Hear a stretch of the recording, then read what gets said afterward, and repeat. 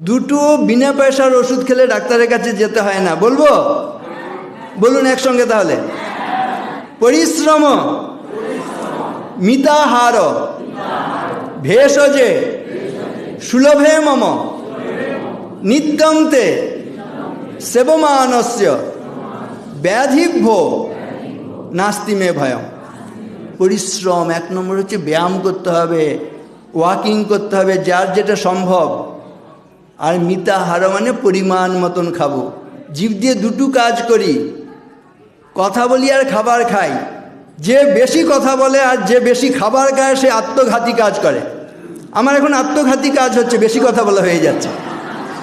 ভগবান সৃষ্টির সময় বলে দিয়েছেন, দুটো চোখ দিয়েছেন, দুটো কান দিয়েছেন, শোনো বেশি দেখো বেশি, একটাই মুখ দিয়েছেন, বলছে খাও কম কথা বলো কম।